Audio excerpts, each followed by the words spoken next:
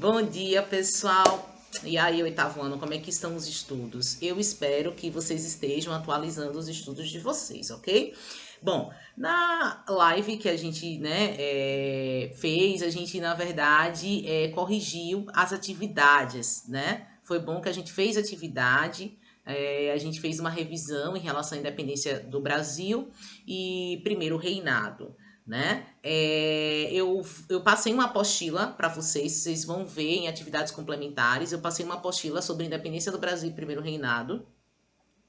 Vocês também, por favor, analisem a apostila antiga, que foi sobre a vinda da família real para o Brasil. Aqueles que não fizeram vão ter mais uma oportunidade de fazer, porque eu vou corrigir no dia 12, ok? Essa apostila, junto com a apostila sobre a independência do Brasil e o primeiro reinado.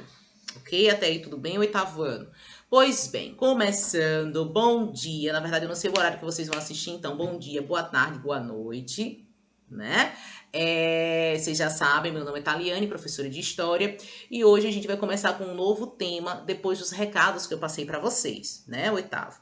Então, só para a gente lembrar, a sequência de fatos que são muito importantes até chegar a esse fato de agora, que eu vou passar para vocês, né, senhores, senhoras, meninos, meninas, vinda da família real para o Brasil, em 1808. Lembrem que a vinda da família real para o Brasil teve como grande fator a questão de Napoleão Bonaparte decretar o bloqueio continental em 1806 e Portugal ter relações comerciais com a Inglaterra, não ter dinheiro para pagar a dívida com a Inglaterra e ao mesmo tempo ter medo da invasão do exército francês na Inglaterra, porque o exército francês era muito bom e os portugueses eles saberiam que sozinhos não iriam vencer o exército francês. Então ocorreu uma aliança, ocorreu um pacto entre Inglaterra e Portugal. Os ingleses realmente escoltaram os portugueses para chegar aqui ao Brasil em 1808, inclusive os ingleses, né, se estabeleceram lá em Portugal para derrotar o exército de Napoleão, até porque Napoleão, quando dizia que ia fazer alguma coisa, ele cumpria.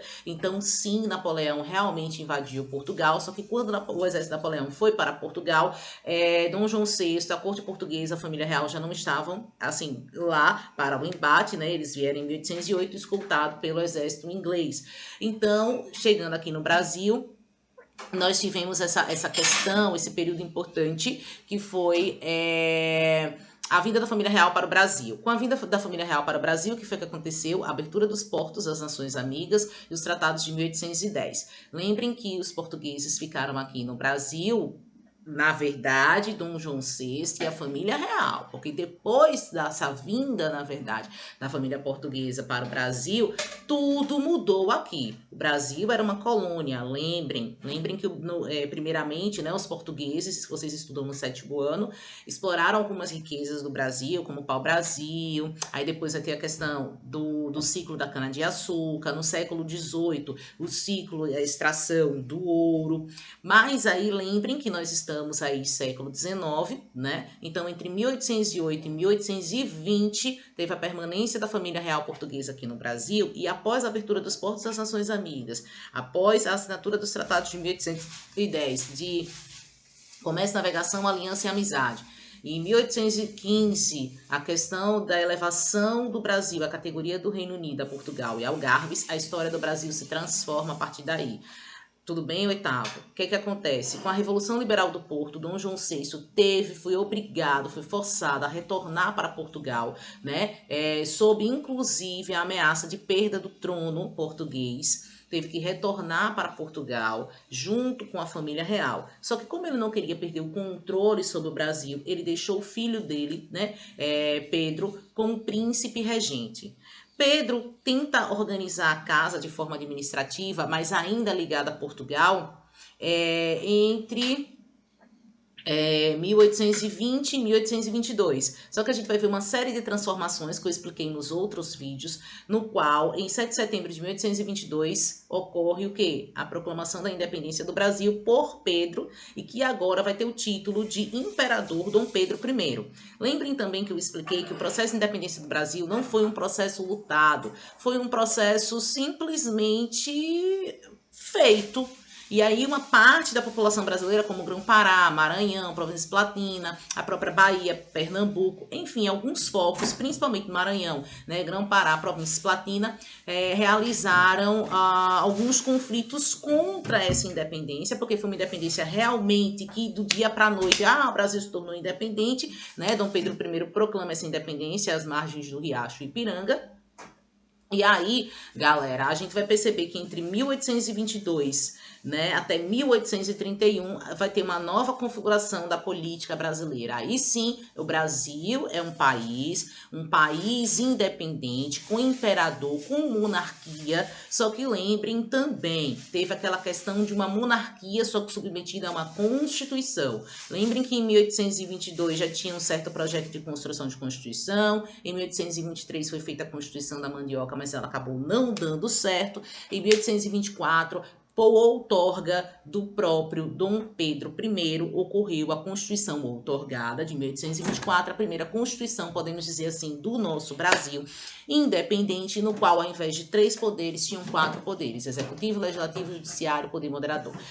Dom Pedro I tentou arrumar a casa de forma administrativa, econômica, política, mas ele não tinha experiência política. Lembrem que também eu falei que Dom Pedro I era um cara extremamente novo, ele não tinha um traquejo político, ele dependia de um corpo de ministros, de vários funcionários reais, e acabou que naquele período existiam 2 grandes partidos, o Partido Português e o Partido Brasileiro. Um queria o retorno de Dom João VI, um queria que, na verdade, o Brasil nem tivesse se tornado independente. O Partido Brasileiro, sim, queria independência. O Partido Brasileiro, sim, queria maior autonomia das províncias. Só que, apesar de algumas diferenças ideológicas, como eu falei com vocês, no fundo, o que eles queriam era troca de interesses. O que eles queriam era essa elite que fazia parte, ora do Partido Português, ora do Partido Brasileiro, no fundo, tinha o mesmo objetivo, que era a defesa dos próprios interesses.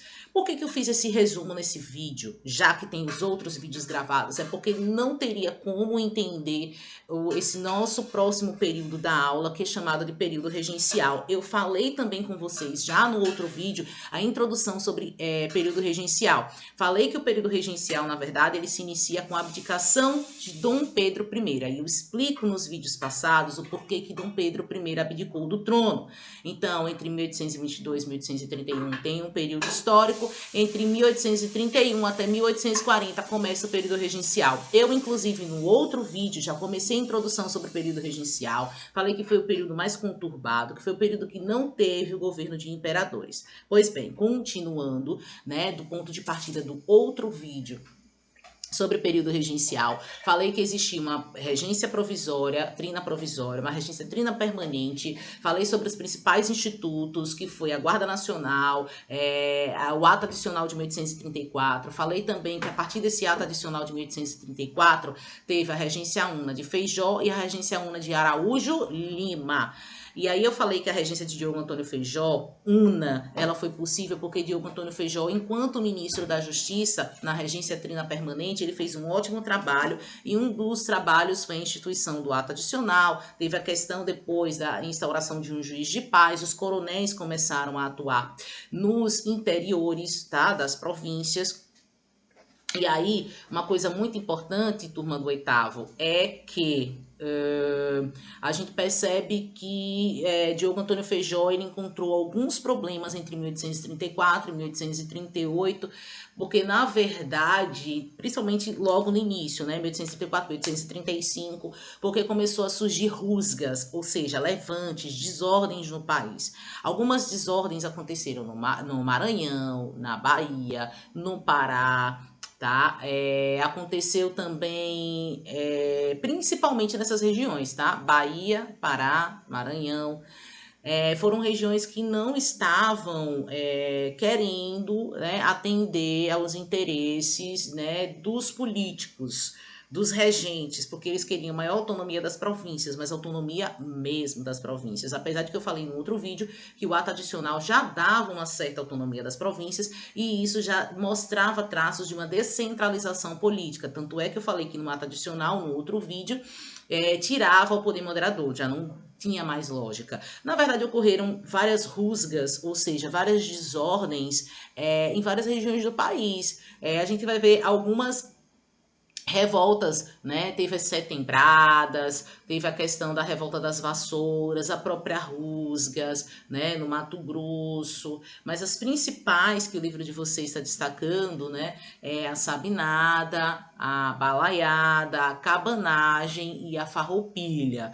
Então, no Rio Grande do Sul, no Pará, Maranhão e Bahia, aconteceram alguns levantes. Só na Bahia, para vocês terem ideia, ocorreram 2 levantes. A revolta dos malês e a sabinada. Aí no Rio Grande do Sul aconteceu a farroupilha, não é? A cabanagem no Pará, né? E a balaiada no Maranhão. A balaiada no Maranhão foi devida aos balaios, pessoas mais pobres que faziam cestos, que eram chamados de balaios, para poder serem vendidos nas feiras, porque esses cestos serviam como utensílios para poder guardar objetos, né? A cabanagem, né, no Pará aconteceu por conta dos cabanos, ou seja, pessoas, caboclos, descendentes de indígenas e negros, né, escravizados, escravizados, enfim, essa massa mais pobre, miscigenada, mestiça e indígenas, eles estão querendo melhores condições de vida. No caso da Bahia, né, que vai ser os primeiros levantes que eu vou explicar direitinho para vocês aqui nesse vídeo, por que que período regencial ele é dividido? Porque período regencial tem a parte da organização política e tem a parte dos principais institutos, como eu falei do ato adicional, como eu falei da Guarda Nacional, né? Tem a parte dos períodos mesmo e dos partidos políticos, né? Como eu falei, restauradores, moderados, exaltados, já começa aí a desmembração do Partido Português e do Partido Brasileiro, mas a gente vai ver bem atuante, na verdade, esses partidos no segundo reinado, até porque, como eu falei, nesse período de regência, que vai entre 1831 e 1840, é mais para cobrir o período que o imperador, que eu falo isso no outro vídeo, estava com a minoridade. Então, a gente vai ver que esses levantes, né, ocorridos, porque vão ter outros, tá? Vão ocorrer levantes no Rio de Janeiro, vai ocorrer levante no Mato Grosso, Minas Gerais, praticamente o Brasil tá envolvido em conflitos, tá? Contra principalmente a questão das condições de vida da população, né? O controle em relação aos estados, os altos impostos também e quedas, por exemplo, em relação às vendas dos produtos. Então a gente vai ver que essas revoltas, elas já vão ser revoltas mais populares mesmo, né? Com reivindicações mais populares por melhores condições de vida da população, ou então contra a questão do aumento dos impostos, ou então pela forte imposição do governo, até porque, como eu falei, nesse período o poder era mais descentralizado. E aí, então, né, o governo de Diogo Antônio Feijó foi muito conturbado, extremamente conturbado. O governo de Araújo Lima já foi um governo mais de conciliação, tanto que ele foi tido, né, como conciliador. Ele sufocou as principais revoltas, só não conseguiu a revolta farroupilha, que só vai lá em 1845, já no segundo reinado, já com Pedrinho do Brasil, ou mais conhecido Dom Pedro II, é que eles vão fazer uma negociação para poder acabar de vez com a farroupilha. Mas durante a regência de Araújo Lima, né, muitos dos conflitos, muitos dos levantes, muitas rusgas ocorridas no período foram, né, combatidas. Bom, como eu falei de rusgas, né, rusgas no Mato Grosso, foi um levante, né, popular, mas por conta na questão de disputas das elites locais pelo poder político em 1834. Okay? Em relação à revolta dos malês e a sabinada, vamos lá, Bahia. Então, na Bahia, como eu falei, ocorreram 2 levantes. Revolta dos malês. O que foi a revolta dos malês, professora? Foi uma revolta de escravos, escravos negros, mas que eram negros de origem muçulmana. Na verdade, eram escravos vindos da África, mas que cultuavam a religião muçulmana. Tá? E o que eles queriam? Eles queriam maior liberdade religiosa. Lembrem que o Brasil, ele era um país católico. A aliança foi muito reforçada desde 1500, quando vocês estudam no 7º ano a vinda, né, dos portugueses no Brasil com Cabral, mas foi bem reforçada em 1808, quando Dom João VI veio para o Brasil, né? Dom João VI disse, ó, o Brasil é um país católico. Com Dom Pedro I, ele até vai ter uma aliança com o catolicismo, diz sim que o Brasil é um país católico, porém já vai transformar meio que o Brasil em um estado laico, ou seja, quem quiser cultuar outras religiões, que cultue sim. Ele mesmo, né? E a gente vai ver que Dom Pedro II, principalmente, né, Dom Pedro II lá na frente, vai ser o quê? Membro de maçonaria. Então, o que que os malês queriam? Eles queriam liberdade de culto e, logicamente, abolição à escravidão. Eles não entendiam o porquê de tanto, assim, por que eles eram forçados a trabalhar, né? E aí o movimento foi reprimido, inclusive os malês, eles faziam as reuniões de forma bastante organizadas, tá? Turma do oitavo. Eles faziam reuniões geralmente depois de meia-noite, eles iam para sótãos, para locais tipo tabernas, ou seja, locais mais afastados, que meio que vendia, né, bebida, mas na verdade, geralmente eram nos porões e nos sótãos das casas, onde os principais líderes falavam sobre as ideias, eles chegaram a fazer panfletos com manifestos, com reivindicações, só que o movimento ele foi descoberto, o governo da Bahia sufocou o movimento junto, na verdade, com a ajuda das tropas federais. Só que lembre que existiam as milícias, né, que eram chamadas Guarda Nacional, que atuava justamente nas províncias, com o objetivo de combater as rusgas, tá? É interessante vocês pegarem o livro de vocês e ver o mapinha que tem falando sobre a localização e as várias revoltas na legenda, tá? Então, aí a revolta dos malês acabou não dando certo, o movimento foi duramente sufocado, muitos membros foram mortos e vários membros que não eram no Brasil voltaram, né, foram exilados, voltaram para os seus países de origem, foram expulsos do Brasil.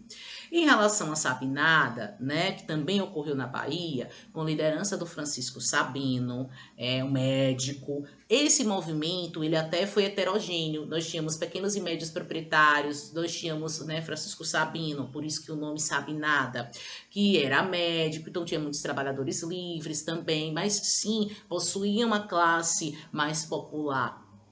E lembrem que geralmente os levantes na Bahia têm maior participação popular. Eu falei com vocês sobre a conjuração baiana ou revolta dos alfaiates. Por quê? Porque teve a participação de povos, escravos, ex-escravos, alfaiates, as camadas médias da população, por isso que foi de caráter popular. Né? A revolta dos malês já foi uma revolta de escravos e ex-escravos, eles já queriam a abolição, mas também já é um ideal o quê? Um ideal mais libertário, um ideal mais parecido com aquela questão que a gente estudou do iluminismo, né? Da Revolução Francesa. E quando chega na Sabinada, o que os sabinados, os sabinos queriam, o que os revoltosos queriam? Eles queriam redução de impostos, né? Porque os impostos estavam ficando cada vez mais elevados, né? Eles queriam efetivamente maior autonomia das províncias, né? Que o comércio ficasse da Bahia ficasse mais autônomo. Aí nesse movimento, sim, eles já tinham uma ideia também de abolição. Aí teve participação, sim, das camadas médias populares, né? Mas foi uma participação assim, foi um movimento que teve participação em camadas médias urbanas e trabalhadores livres. Eles conseguiram chegar aos objetivos? Não. Assim como a revolta dos malês, né, a Sabinada também ela foi duramente reprimida, ela foi duramente sufocada. Então, a revolta dos malês e Sabinada não deu certo, né? O governo estadual acabou sufocando o movimento com a ajuda de tropas federais. Em relação à Farroupilha, outro movimento também muito importante, outra rusga, ela aconteceu no Rio Grande do Sul. E aí no Rio Grande do Sul vai ocorrer entre 1835 e 1845, durante 10 anos. E aí esse movimento ocorreu por conta dos estancieiros de charque, né? Era por conta da produção de charque, porque existia o charque uruguaio entrando em concorrência com o charque brasileiro, porque a antiga província Cisplatina, que era em 1828, tornou-se República do Uruguai, então em 1835 já era Uruguai, e aí a concorrência do charque brasileiro ficava com o charque uruguaio. Por conta dessa concorrência, o charque brasileiro era muito mais caro, então o charque uruguaio tinha mais passagem aqui no Brasil, tinha mais venda, e é por conta disso que vai acontecer a farroupilha. Como a revolta farroupilha, ela também é muito extensa, eu vou deixar para o outro vídeo, junto com cabanagem e junto com balaiada. Realmente, pessoal, período regencial é isso, então fica para outra aula, lembrem, cabanagem, balaiada e farroupilha, ok? Tchau. Bons estudos, revisem, façam as duas apostilas que eu falei com vocês, que eu coloquei em atividades complementares, já que não ficou nenhuma página para vocês do livro, porque eu acabei corrigindo com vocês na live, e na próxima live eu vou justamente corrigir essas atividades, vou fazer uma discussão sobre as principais revoltas e vou continuar o vídeo na próxima aula falando e sintetizando o que foi esse período regencial, já emendando no golpe da maioridade e o início, né, do segundo reinado. Tchau, bons estudos!